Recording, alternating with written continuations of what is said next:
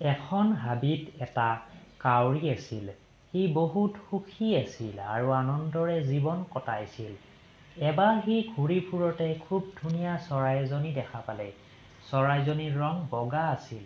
সি চৰাইজনীৰ ওচৰলৈ গৈ সুধিলে, তোমাৰ নাম কি? চৰাইজনী উত্তৰ দিলে, হাঁহ।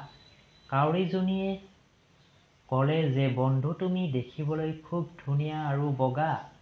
তুমি খুব আনন্দ মনেৰে জীৱন জীয়াই আছা। হাঁহজনীয়ে ক'লে, নহয় বন্ধু, মোতকৈও ধুনীয়া চৰাই এজনী আছে। সি দেখিবলৈ খুব ধুনীয়া। সেইটো হ'ল ভাটৌ।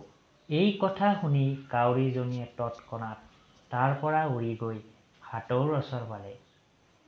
ভাটৌজনী দেখি কাউৰীজনী অবাক হৈ ৰ'ল।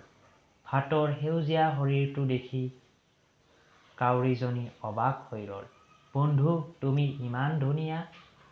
নহয়, তেতিয়া ভাটৌজনীয়ে উত্তৰ দিলে, নহয় বন্ধু, মোতকৈও ধুনীয়া এজনী চৰাই আছে। সেই চৰাইবিধ হ'ল ময়ূৰ।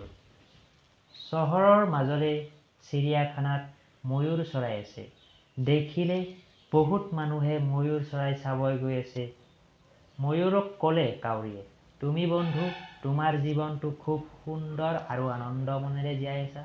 তেতিয়া ময়ূৰ চৰাইজনীয়ে দুখ মনেৰে ক'লে, মই দেখিবলৈ ধুনীয়া আৰু পাখিবোৰ শুৱনি বাবে মোৰ গোটেই জীৱন এই পিঞ্জৰাতে আবদ্ধ।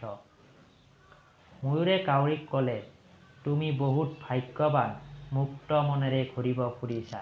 ইয়াৰ পৰা এইটোৱে গম পোৱা যায় যে নিজক কেতিয়াও আনৰ লগত তুলনা কৰিব নালাগে।